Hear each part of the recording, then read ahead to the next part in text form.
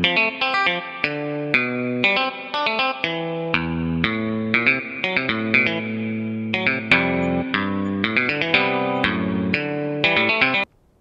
God lover yang dikasih oleh Tuhan Yesus Kristus. Senang berjumpa kembali dengan saudara dalam program Rest and God malam hari ini bersama Diaspora TV. Setelah melewati berbagai kesibukan sepanjang hari ini, mungkin ada situasi yang membuat jiwa saudara menjadi letih lesu dan berbeban berat. Jangan menyerah, jangan berputus asa, sebab Tuhan mengundang kita semua untuk mengalami kelegaan. Tuhan Yesus berkata kepada kita semua, "Marilah kepadaku semua yang letih lesu dan berbeban berat, aku akan memberi kelegaan kepadamu." Puji Tuhan, mari kita datang kepada Dia dengan keyakinan iman seperti yang Tuhan telah firmankan. Mari kita bersatu dalam doa. Bapa di surga, kami ucap syukur, anugerah-Mu luar biasa. Tuhan begitu setia, kasih setiamu luar biasa kepada kami.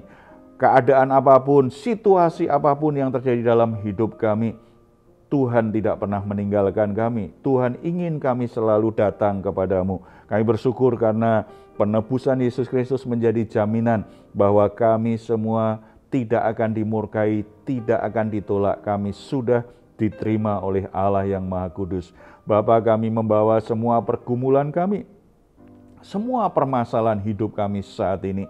Kami sangat percaya Engkau akan memberi kami kelegaan. Engkau mengangkat beban jiwa kami.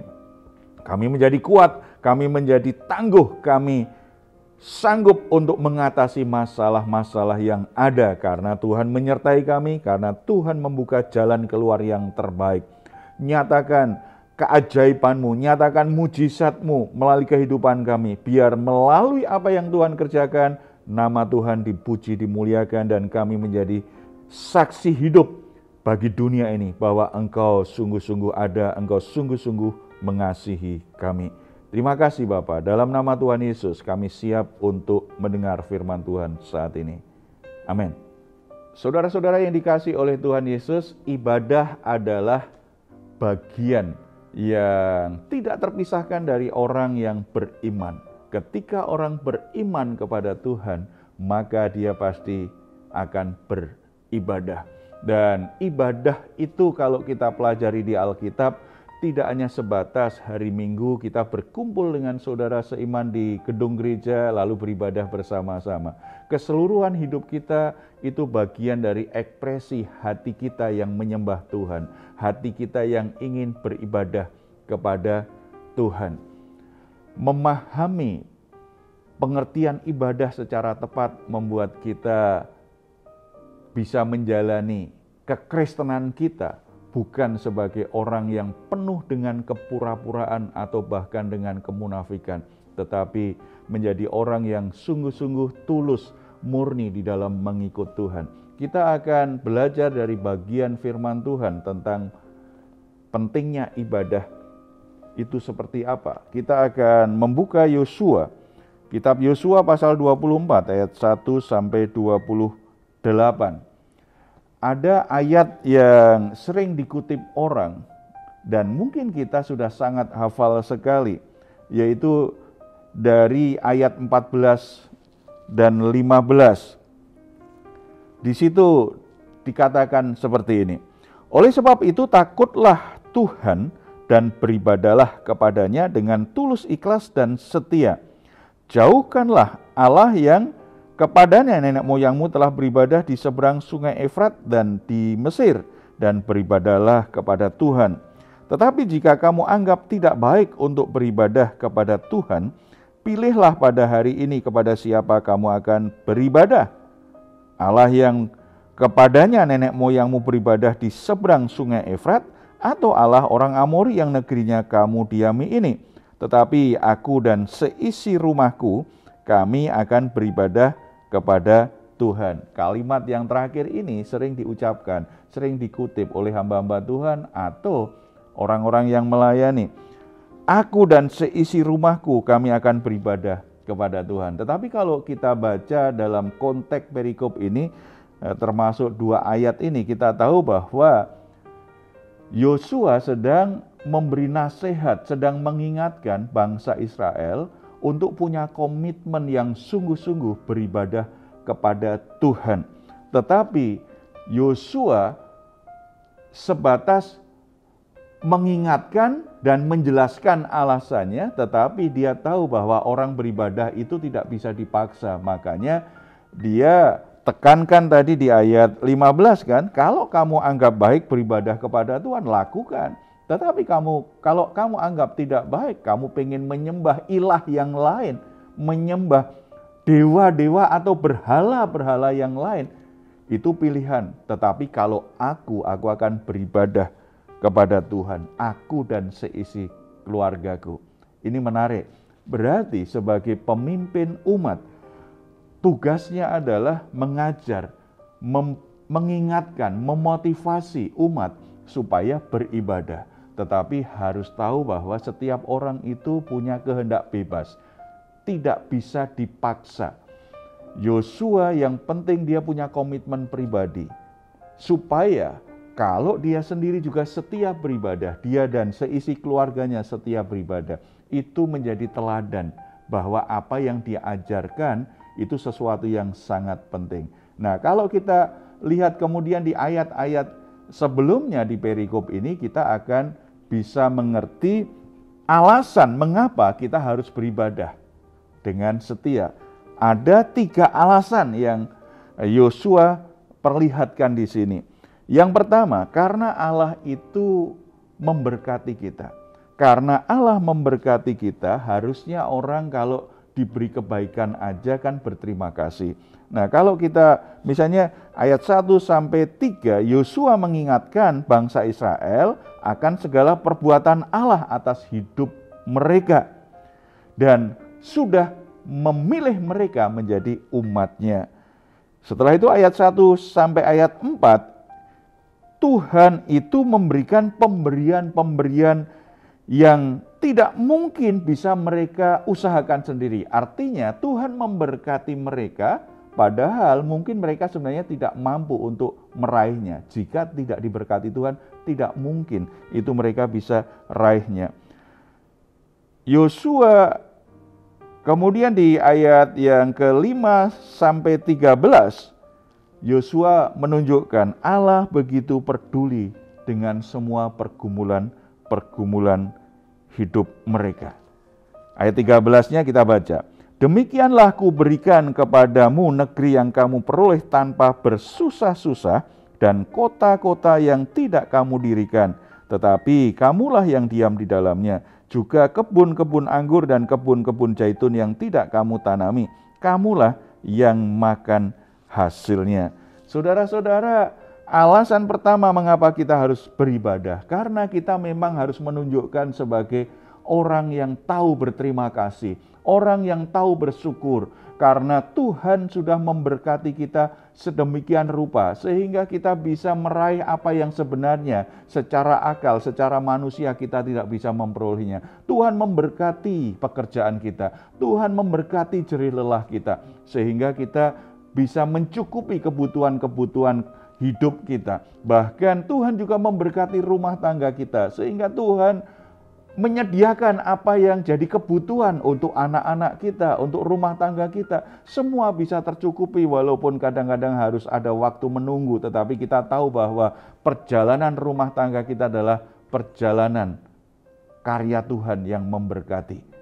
Saudara-saudara, kalau kita menyadari kita ini orang yang diberkati Tuhan, keluarga kita diberkati Tuhan, hidup kita sungguh-sungguh diberkati Tuhan, tidak ada alasan untuk tidak beribadah. Seharusnya kita beribadah. Alasan yang kedua, mengapa kita harus beribadah? Ayat 17. Kalau kita perhatikan ayat 17, kita baca, sebab Tuhan Allah kita, dialah yang telah menuntun kita dan nenek moyang kita dari tanah Mesir, dari rumah perbudakan, dan telah melakukan tanda-tanda mujizat yang besar ini di depan mata kita sendiri, dan yang telah melindungi kita sepanjang jalan yang kita tempuh dan di antara semua bangsa yang kita lalui. Saudara perhatikan, sebab Tuhan Allah kita. Kata Tuhan di sini menunjuk pada pribadi yang ada dan tidak pernah tidak ada. Berarti kata Tuhan itu menunjukkan tentang pribadi yang selalu ada dalam alam semesta ini, dalam ruang dan waktu. Tuhan yang selalu hadir, Tuhan yang selalu menyertai kita. Kalau Tuhan itu selalu ada, selalu menyertai kita, berarti seluruh kehidupan manusia itu sebenarnya ada di dalam ruang lingkup kehadiran Tuhan. Dan Dia adalah Allah. Tuhan adalah Allah. Kata Allah di situ menunjuk pada pribadi yang maha tinggi, yang maha benar.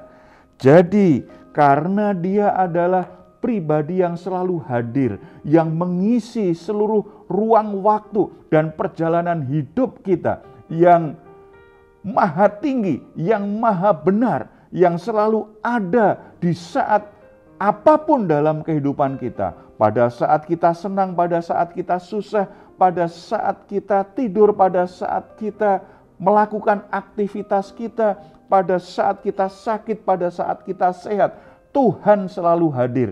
Dia adalah pribadi yang maha tinggi, pribadi yang maha benar, pribadi yang mengendalikan segala sesuatu, yang punya kedaulatan atas hidup kita. Sudah selayaknya kita beribadah kepada Dia. Sudah selayaknya kita memuji dan menyembah Dia. Benar, mungkin Dia lakukan benar, tapi Dia tidak maha benar. Kita menghormati Dia, tetapi jangan sampai kita tunduk sepertinya kita itu menyembah Dia. Hanya pribadi Tuhan yang ada Allah. Tuhan yang maha tinggi, yang kita kenal di dalam Yesus Kristus saja, kita sujud menyembah dan beribadah kepada Dia. Alasan yang ketiga, mengapa kita harus beribadah kepada Tuhan.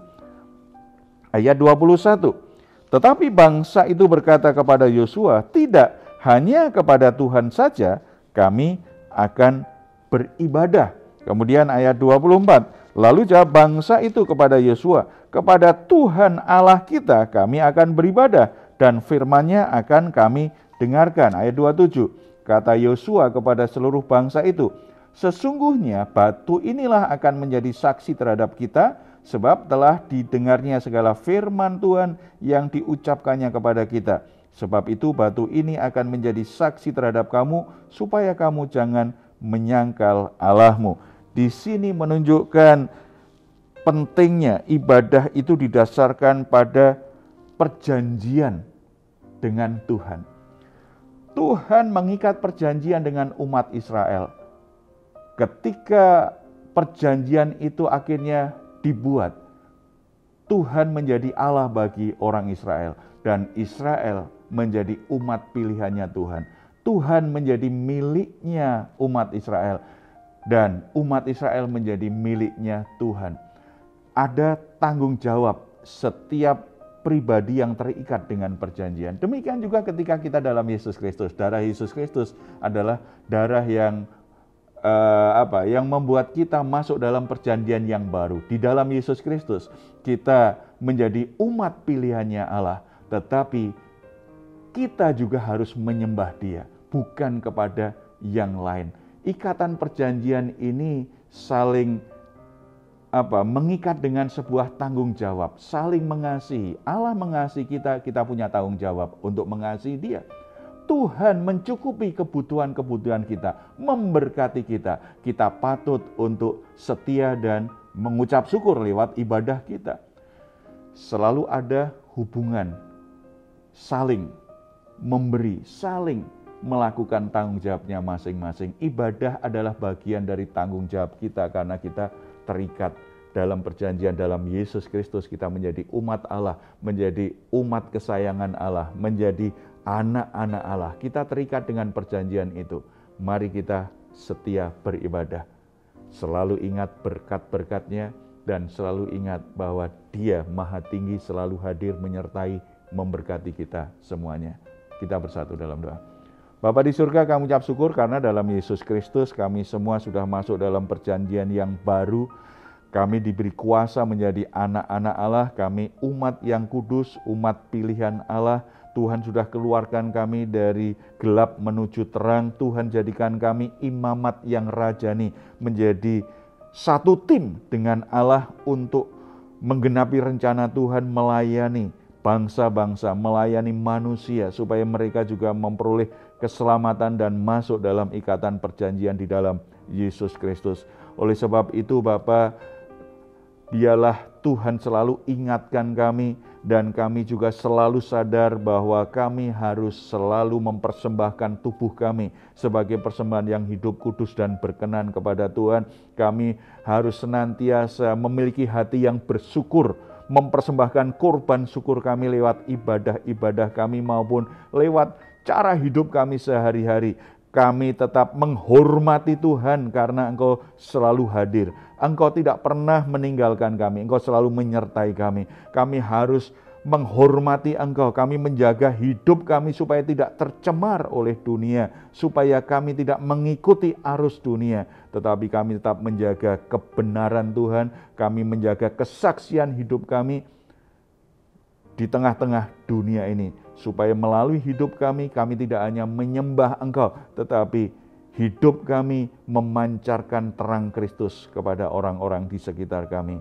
Terpuji namamu Bapa. Tuhan berkati saudara-saudara kami, pergumulan apapun, situasi dan masalah apapun yang sedang mereka hadapi, baik mereka sakit maupun sehat, mereka tetap menyadari bahwa Tuhan adalah Allah, pribadi yang maha tinggi yang selalu hadir dalam hidup mereka. Mereka tidak usah takut dan gentar, tetapi mereka terus membuka hati dan mempersembahkan korban syukur yang terbaik bagi Tuhan. Kami sangat percaya pembelaan dan berkat Tuhan menyertai semuanya. Terpuji namamu dalam nama Tuhan Yesus. Amin. Saudara-saudara, kalau saudara sedang dalam pergumulan, rumah tangga saudara sedang ada masalah, pekerjaan saudara, kesehatan saudara sudah sedang dalam tidak baik-baik saja, saudara membutuhkan dukungan doa, di layar saudara ada nomor telepon yang bisa saudara hubungi. Tim doa kami akan mendukung saudara dalam doa. Tetap percaya dan berharap kepada Tuhan. Silahkan jika saudara ingin memberikan komentar, tuliskanlah di ruang komentar yang ada di channel Diaspora TV. Sebelum kita berpisah, mari kita perkatakan bersama-sama Mazmur 4 ayat 8-9. Imani saudara mengalami kebenarannya. Engkau telah memberikan sukacita kepadaku lebih banyak daripada mereka ketika mereka kelimpahan gandum dan anggur. Dengan tentram aku mau membaringkan diri lalu segera tidur, sebab hanya Engkaulah ya Tuhan yang membiarkan aku diam dengan aman. Puji Tuhan, selamat beristirahat. Doa saya, saudara sungguh-sungguh mengalami Rest and God malam hari ini. Tuhan Yesus memberkati kita semuanya. Salam.